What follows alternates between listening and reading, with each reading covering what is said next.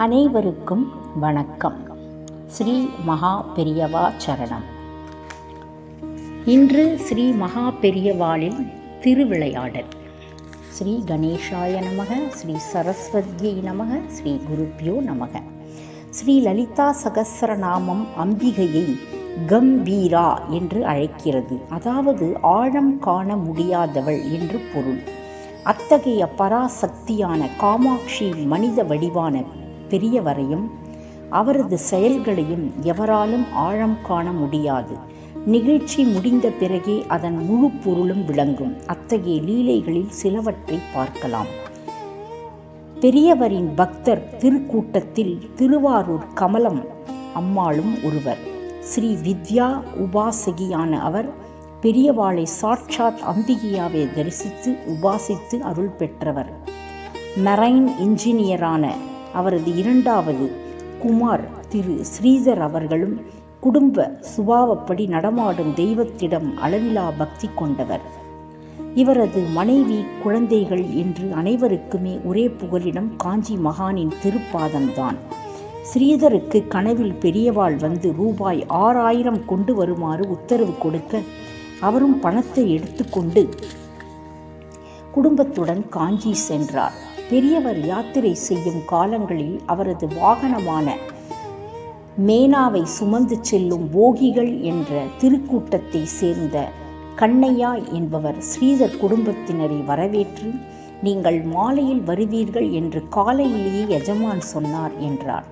ஸ்ரீதர் தம்பதிகளுக்கு இது ஆச்சரியமாக இருந்தது. மாலையில் நாங்கள் தரிசனத்திற்கு வரப்போகிறோம் என்று முன்கூட்டியே அறிவிக்கவில்லையே, பின்பு எப்படி பெரியவாளுக்கு தெரியும் என்று குழம்ப, கண்ணையா காலையில் நடந்த விஷயத்தை அவர்களிடம் தெரிவித்தார். என்னுடைய மகளின் கல்யாண பத்திரிகையை பெரியவாளிடம் வைத்து பண உதவி கேட்டேன். தெய்வம் வாய்மலர்ந்து இப்பொழுது பணம் இல்லை, பணம் கொண்டு வருபவர்கள் மாலையில்தானே வருவார்கள் என்றார். அதனால்தான் கேட்டேன், மாலையில் வருவதாக சொன்ன நபர்கள் நீங்கள்தானே என்று கேட்க, ஸ்ரீதர் தம்பதிகளுக்கு ஆனந்தம் பொங்கியது. மகானின் திருச்சந்நிதி சென்று வணங்கி தங்களுக்கு கனவில் உத்தரவிட்ட ரூபாய் 6000 கொண்டு வந்திருப்பதாக கூறி அவரது பாதங்களில் சமர்ப்பித்தனர். மாமுனி கண்ணையாவை கூப்பிடு என்று உத்தரவிட அவர் வந்தார். அந்த பணத்தை கண்ணையாவிடம் கொடுக்க சொன்னார். இவன் பெண்ணிற்கு கல்யாணம், அதற்குத்தான் கொடுக்க கேட்டேன் என்று சொல்ல, கொடுத்தவர் வாங்கி கொண்டவர் இருவரும் ஆச்சரியத்தில் சிலையாக நின்றனர். கனவில் வந்து பணம் கேட்ட மர்மம் ஸ்ரீதருக்கு விளங்கியது. ஆனால் அது என்ன 6000 ரூபாய், அதையும் ஏன் கண்ணையாவிற்கு கொடுக்க சொல்லி உத்தரவு? இப்படி கேள்வி கேட்டால் அதற்கும் விடை இல்லாமலா இருக்குமா? அந்த விடையேறும் பிரானிடம் காஞ்சி தெய்வம் தேனம்பாக்கம் என்ற இடத்தில் இருக்கும் பொழுது ஸ்ரீதரின் அன்னை கமலம் அங்கு தரிசனம் செய்ய சென்றார். ஒரு நாள் நடமாடும் தெய்வம் நீராடிய இடத்தில் தானும் சென்று நீராடி புனிதம் அடைய ஆவல் கொண்டார். அவ்வாறு சென்று நீராடி எழுந்துவதற்கு அதிர்ச்சி. காரணம், காதில் அணிந்திருந்த வைரத்தோடு காணவில்லை. நீராடும் பொழுது நழுவி குளத்தில் விழுந்து விட்டது போலும். தோடு இல்லாமல் இருப்பது அமங்கலமானதால் அந்த மாதரசியால் தாங்கிக் கொள்ள முடியவில்லை. ஆலகாலம் உண்டும் பரமசிவனுக்கு தீங்கு வராமல் இருந்ததற்கு காரணம் அன்னை பராசக்தியின் தாடங்க மகிமை என்று ஆதிசங்கரர் சௌந்தரிய நகரியில் தவஜனனி தாடங்க மகிமா என்று புகழ்கிறார். சுமங்கலிகளுக்கு காது, மூக்கு, கழுத்து, கை, கால் ஆகிய 5 இடங்களிலும் அணிகலன் அணிந்து இருப்பது மங்களத்தை குறிக்கும். தீர்க்க மாங்கல்யத்தை வளர்க்கும். வீடும் நாடும் சுபிக்ஷமாய் லக்ஷ்மிகரமாக இருக்கும் என்று சாஸ்திரம் சொல்லுவதால் காதணி தவறியது மிகவும் அவரை வருத்தியது. மேலும் வைரம் தொலையக்கூடாது என்றும், தொலைந்தால் வீட்டில் அசம்பாவிதம் நேரும் என்றும் நம்பிக்கை இருப்பதாலும் எல்லாம் சேர்த்து கமலத்தம்மாளை கலக்க அழுது கொண்டே நடமாடும் தெய்வத்திடம் சென்று முறையிட்டார். குருநாதரும் தொலைந்த இடத்தில் தேட உத்தரவிட அப்படி செய்தும் கிடைக்கவில்லை. தன் கணவருக்கு ஆபத்து வரப்போகிறது என்று அம்மையார் அழ, காஞ்சி மகான் கமலத்தையும் அழைத்து கொண்டு குளித்த இடத்தில் வந்து நின்று கொண்டு அருகில் இருந்த கண்ணையாவை குளத்தில் கையை விட்டு கை நிறைய மண்ணை அள்ளச் சொல்ல, அப்படி அள்ளிய கை மணலில் வைரத்தோடு மின்னியதைக் கண்டு கமலத்துடன் அனைவரும் அதிசயத்தனர். தொலைந்தவுடன் அனைவரும் தேடிய பொழுது கிடைக்கவில்லை. போதாக்குறைக்கு யானை வேறு அங்கு வந்து நீராடி இருக்கிறது. எனினும் மாமுனி வந்து கண் காட்டியதால் கை மண்ணில் அகப்பட்டு தோடு கிடைத்திருக்கிறது.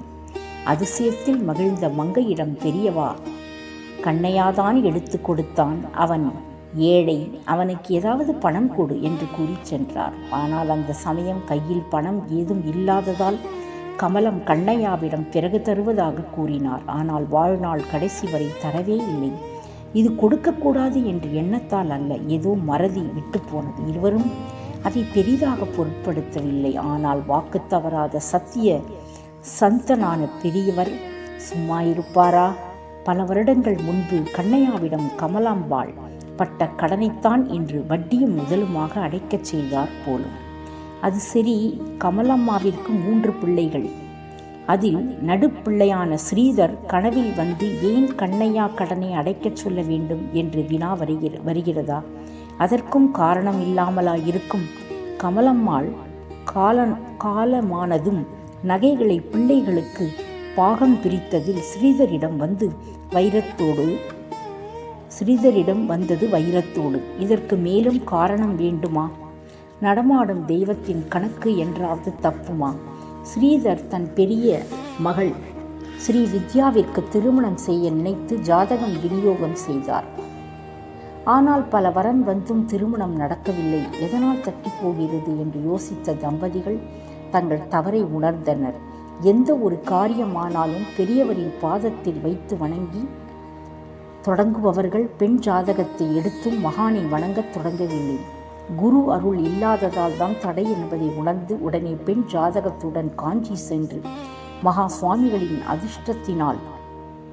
அதிஷ்டானத்தில் வைத்து தவறை மன்னித்து அருளும்படி வேண்ட பூஜை செய்யும் தீட்சிதர் குங்குமத்தை அதிஷ்டானத்தில் இருந்து ஒரு பத்திரிகையில் வைத்து கொடுக்க அதை வாங்கி இட்டு கொண்ட ஸ்ரீதரின் மனைவி காயத்ரி மகளுக்கு கல்யாணமாக வேண்டிக் கொண்டு ஜாதகம் வைத்தால் பிரசாதம் பத்திரிகையில் வருவதைக் கண்டு மகிழ்ந்து பத்திரிகையை பார்க்க மேலும் ஆச்சரியம். காரணம், அதில் ஸ்ரீவித்யா வெட்ஸ் தியாகராஜன் என்று இருந்ததுதான்.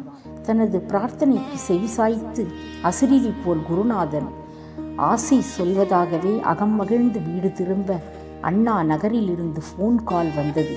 அதில் பேசிய மங்கை தன் பிள்ளைக்கு ஸ்ரீ வித்யாவின் ஜாதகம் மிகவும் பொருந்தியிருப்பதாகவும் உடனே நேரில் வந்தால் மேற்கொண்டு பேசலாம் என்று கூற ஆனந்தத்திற்கு எல்லையும் இருந்திருக்குமோ?